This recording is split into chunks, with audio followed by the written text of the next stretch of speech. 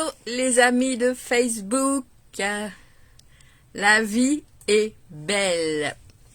Oui, je confirme, la vie est belle quand on décide de la regarder du bon côté.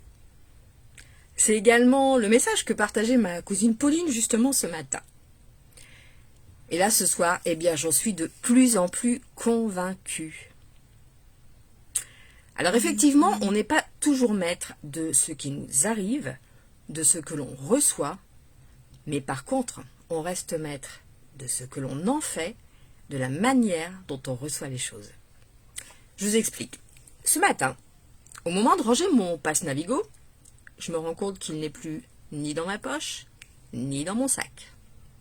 Et là, il s'est passé un truc, comme un éclair dans mon cerveau, un conflit de deux masses d'air. Mais vraiment, je l'ai ressenti comme tel.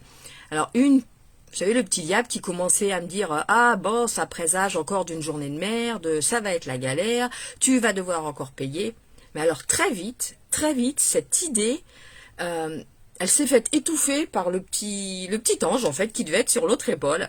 Et donc étouffée par une idée beaucoup plus positive. Allez, prends un petit café, il n'y a pas mort d'homme, c'est juste ton passe Navigo.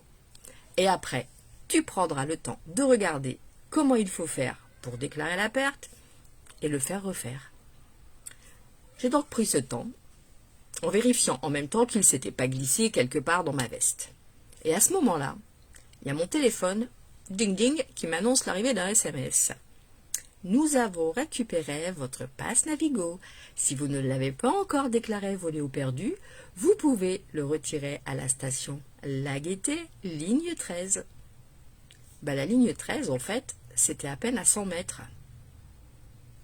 Et c'est drôle parce qu'en plus, je ne prends pas du tout cette ligne pour voyager et pour mes transports. Comment ça s'est retrouvé là? Je ne sais pas. Je remets donc ma veste et je vais chercher mon passe. Et là, je tombe sur deux charmantes hôtesses, dont l'une est née le même jour que moi. Ceci explique sans doute sa gentillesse. Non, j'ai pas les chevilles qui gonflent. Et l'autre, qui partait chercher en fait le petit-déj, me demande si je veux moi aussi quelque chose. Que demander de mieux? Alors vraiment, j'ai remercié ces deux personnes du fond du cœur pour leur accueil. Elles ont éclairé ma journée par leur gentillesse, leur générosité et leur bienveillance.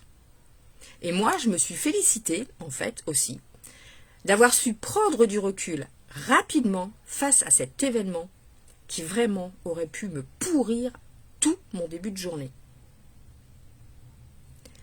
Alors, je ne dis pas que si j'avais mal pris les choses, je n'aurais pas aussi reçu ce SMS et retrouvé ma carte de la même façon.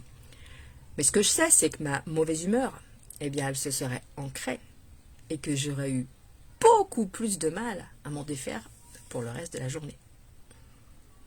Alors, vous voyez que c'est facile d'apprendre à voir le quotidien autrement.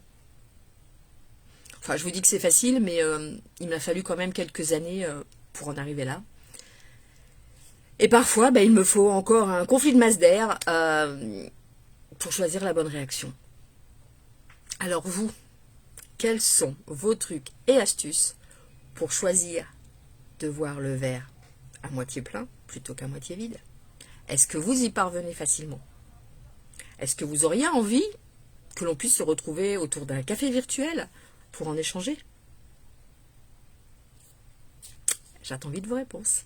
Et je vous dis à demain. Belle soirée à vous tous.